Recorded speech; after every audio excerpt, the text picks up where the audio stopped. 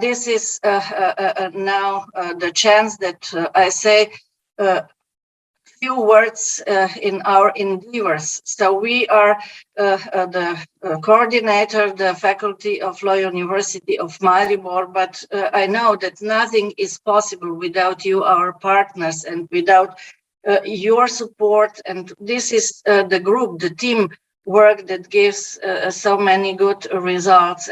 But just to look at this slide to see what we all have in common. So I see that we can then be very glad to be in this research project that we are now to finish.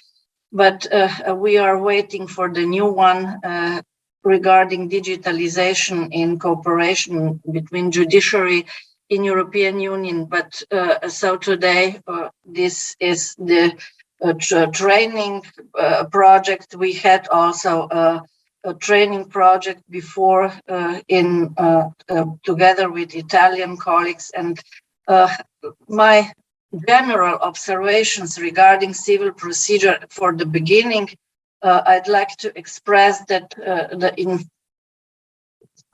enforcement of cross-border rights is complicated by the huge differences in civil procedure, in national civil procedure, as well as legal and practical obstacles.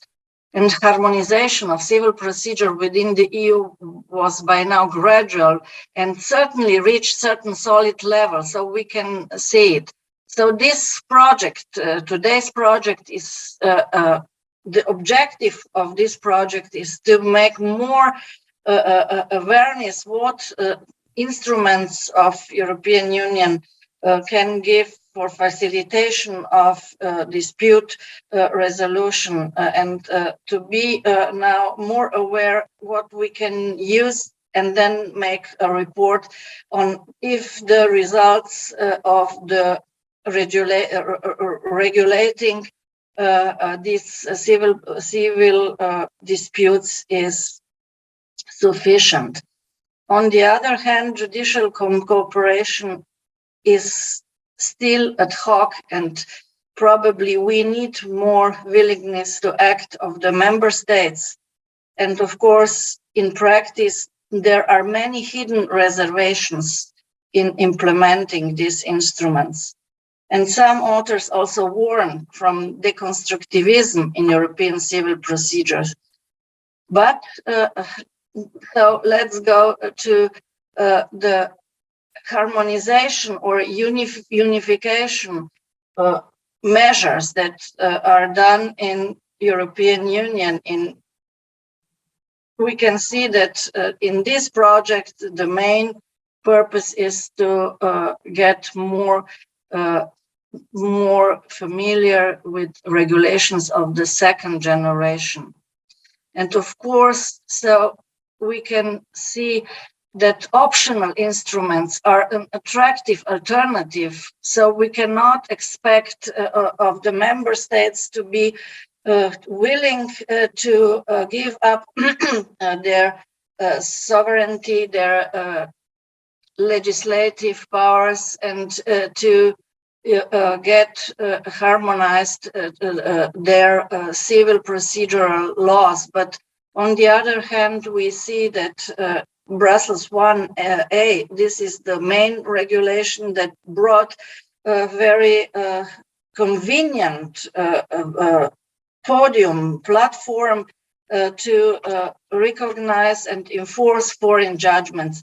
But there is still, of course, this mistrust, these problems that can arise of the different enforcement titles. So these optional instruments, they give that with the law so that they can get transnational procedures, unified procedures, that they don't need any recognition and enforcement. On the other hand, there is still the chance to use national procedures.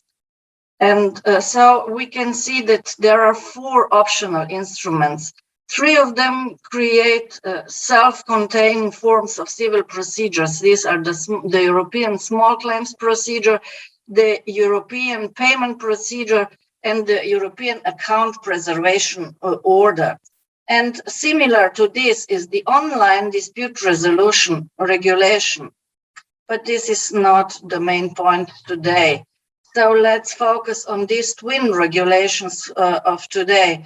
And of course, this is European Order for Payment Procedure and Small Claims Procedure Regulation objectives to gain unified procedures for civil and commercial matters in cross-border cases, direct access to enforcement in all member states, but it is not a substitute to a national summary payment order or small claims, but offers the supplementary choice to creditor. This is what is now sometimes the problem, too many options and not the clear view which option is more convenient, how to make this choice. And judgment in small claims is immediately enforceable before no special certificate of enforceability is provided. So immediate enforceability before res judicata. But however, so we can see some potentials of these twin regulations, but despite being a useful tool for creditors, according to available statistical data, in practice, these two measures, these two instruments are not frequently used. Just for example, statistics of Slovenia, but made for 2009 and 2012, not very recent, but however, so you see that not really significant numbers of cases occurred, and it's not better in the current time. So it's really a problem that we can see with these two twin regulations and their scope in practice. So I mentioned this distinction between unified and national payment order procedure, and this is the matter of creditor's choice. But however, this is only possible in cross-border cases. To find out if the case has cross-border elements is not so easy from the beginning. But however, so there are also significant distinctions. What is better for the creditor, because national payment order is without expressly required by claimant. Even the court can use this form of the summary procedure without special requirement if there are the conditions are met, fulfilled before. But for European payment order only if it's expressly required, this procedure can be carried out.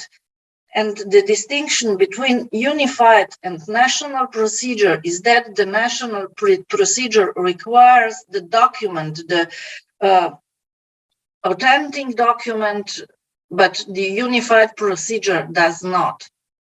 And also there are the difference between the deadlines, 30 days, 8 days,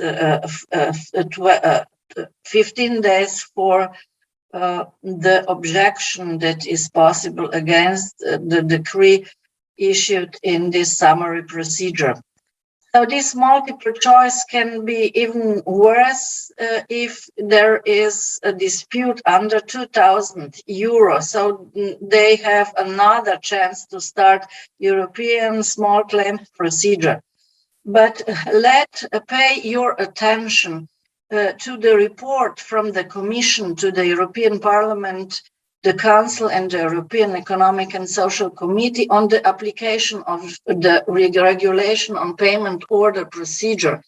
So we had in this project also the session in Portorož, that are the days of all lawyers in Slovenia, and in my session, so Professor Galic, probably you know him very well, so he also gave the overview of these instruments, and he paid our attention to the consumer protection, that there is probably contradiction between the objectives of European payment order procedure and consumer protection. So the report says the European order for payment procedure being a written procedure without examination of evidence or hearing seems particularly suited for full electronic processing.